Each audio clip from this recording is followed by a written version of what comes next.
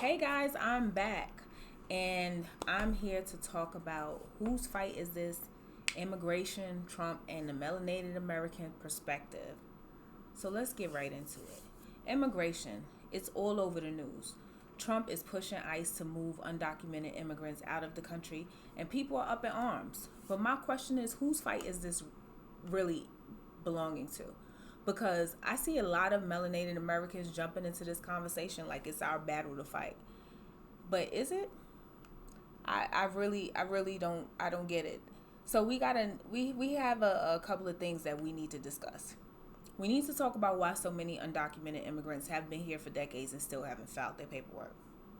We need to ask why the media is only showing Latin and melanated folks getting deported, but we never see white undocumented immigrants from Asia, Israel, or Russia facing the same scrutiny. And we damn sure need to talk about how many black immigrants from the Caribbean and from Africa don't even want to be associated with black Americans until it benefits them. I'm Key, aka leader of the New School, certified truth teller and cultural agitator. This is It Needs to Be Said, where we say what nobody else wants to say. And today, we're getting into the immigration debate. Trump's crackdown and why melanated Americans need to stop fighting battles that ain't ours. So let's get to the facts. Trump isn't just talking. ICE is moving and is moving fast. The focus is on undocumented immigrants who have been here for years without legal status. But who's actually being targeted? Because every news report is showing brown and melanated faces. Mexicans, Colombians, and other Latin countries. Where are the non-melanated illegal immigrants in this conversation? Because I know they're there. And here's the question nobody is asking. Why have so many people been here 10, 15, 20 years and never even started their paperwork? Because Trump let it be known from the beginning this was one of his main focal points. So at some point, we got to talk about accountability. But let's take a step back. How do we even know who ICE is targeting? Who decides which images we see and which stories make the headlines? Because that brings us to the next point of how the media controls the narrative. The same way they control outrage about race, they control outrage about immigration. If they wanted us to see Russian and non-melanated immigrants being deported, you can bet we would see that. But you don't, because that doesn't fit their storyline. The media predominantly showcases deportations of individuals from Latin American and Caribbean countries, perpetuating a specific narrative. And this lack of representation of white immigrants skews the public's perception, making it seem as though undocumented immigration is solely a black thing or a melanated issue, which is far from the truth. So let's remember to apply the lessons from episode 1. Don't let the media think for you. But beyond the media's selective coverage, we have to acknowledge a deeper issue.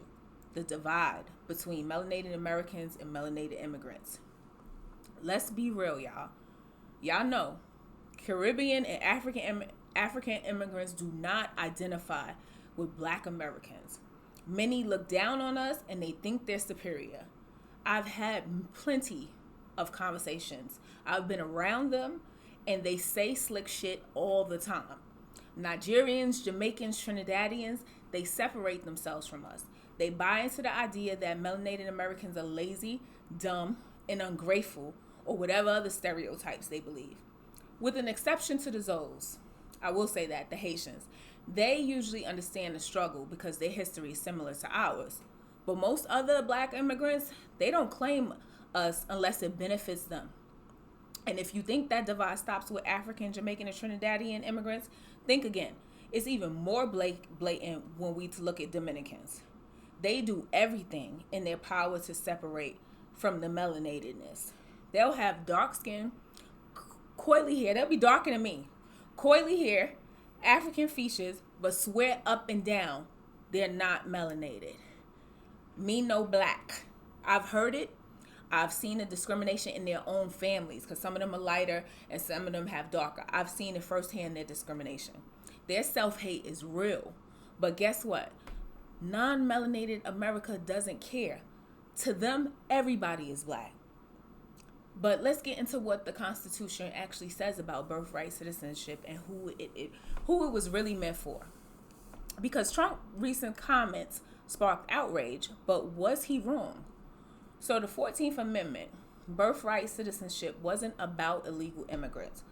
At the time, it was curated. It was about Black Americans, slaves specifically, because it was ratified in 1868 and was written for formerly enslaved people, not to create a loophole for anyone who gets across the border. So why are melanated Americans taking this personally? Because this was never about us, y'all. And while immigrants are busy separating themselves from Black Americans, white America sees us all the same. Like I said before, if you go in the South, all Spanish people are Mexicans, all Black people are Black and white. There's only three: Mexican, Black, and white. So whether you're Jamaican, Nigerian, or African American, you're melanated, aka Black. And if you're Spanish, you're Mexican when it's time to get discriminated against. So all this separation, it's a false sense of superiority. Let me share a personal story to highlight this divide, y'all. I was on a TikTok discussion group where the discussion was about what we're talking about. This discussion actually sparked this episode for the podcast. They were discussing Trump's executive orders on immigration. And I joined in toward the end, and I didn't want to jump right in. I was trying to see if I could get the whole backstory. But I did have to step in because I was witnessing several Caribbean individuals attacking this Black man who worked for the federal government. And they were furious and very emotional about Trump's actions. I don't know, maybe they were scared. And the man was trying to explain that while he didn't support Trump, because in their mind he was a Trump supporter, because he was explaining to them with facts what Trump was doing. He was telling them that Trump was putting out all these executive orders and they were saying it was illegal. And he was like, no, he can do that. He's the president. However, it's up to the court to stop them. So the court he'll put in his orders and the court will review and decide if it's constitutional or not. And it was so hostile, and they accused him of being an Uncle Tom. They was questioning his knowledge about his own country. And I stepped in and I asked, I'm like, who in this group is actually a Black American? Because out of the 7 people, it was only him, it was only the guy, myself, and one other woman who was from the South, and she was quiet the whole time. She was actually joining the bandwagon. She wasn't standing on her own. So I pointed out that many in the group weren't even from this country, but were quick to attack somebody who was providing factual information. I was like, guys, he's right. So y'all on here, I was like, I'm trying to sit back and watch, but y'all on here like, you don't even know nothing about your own damn government. And I'm like, why y'all so angry? Like, what the fuck is wrong with y'all? He does know what he talking about. And he telling you he worked for the damn government. He knows exactly what he's talking about. The man was very intelligent, but it was flying over their head. So I wanted to share that because this incident underscored the deep divide between Black Americans and some Black immigrants. And there's a lack of understanding and a rush to judgment without even listening. So, guys, where do we go from here? How do we move forward while keeping a clear head about what's happening? Because I think we really need to be thinking critically about the fight that we're fighting, because not every battle is ours. I think Black Americans are so used to fighting, we're on autopilot for anything that anybody says, just to fight against it, just to fight, without even getting all the facts and being strategic about where we put in our energy. We really need to ask ourselves, is this immigration fight actually about Black Americans? Or is the media using us as pawns? Because in the first episode, I even spoke about the media, how they manipulate us. I'm going to tell y'all one thing. A lot of the baby boomers, they can't even hear Trump. The name pisses them off because he's not polished. He's actually doing exactly what he said he would do. And he's doing what he wants to do. But I will say something. Because this connects to the media. Anytime a white man is looked down upon in the media, it's time to dive deeper, okay? Because there ain't no damn way that the media going to crucify a white man in front of all of us. That's one thing I would say. And I'll do it vice versa. Anytime a Black man is glorified in the media, you better dive deeper. You really better dive deeper. So, moving on. We need to address the divide within the Black diaspora. We need honest conversations between Black Americans and Black immigrants.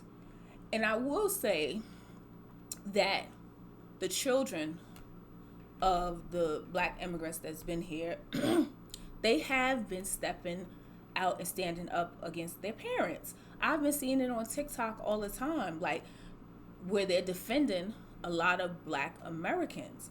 But black immigrants need to acknowledge the privileges they have and stop looking down on the same people who paved the way for them. AKA put some respect on our damn name. Black Americans need to recognize our power. We have been the driving force behind civil rights in this country for the longest. So step into your power and know who you are. We also need to demand equal treatment across the board. If ICE is coming for undocumented immigrants, we need to make sure white immigrants are being treated the same way. Because if laws are being enforced, they need to apply to everyone. And the main thing, we need to stay focused on black empowerment. At the end of the day, this country still isn't built for us. We need to focus on economic power, political power, and unity within our own communities. Please don't let outside narratives distract us from what we really need to be building. Fear is the biggest distraction at the end of the day. The media, politicians, and even other racial groups use fear to control us, who we fight for, what we care about, and where we direct our energy. So here's the real question. Are you fighting for something that truly benefits black Americans? Or are you just reacting to what the media tells you to care about?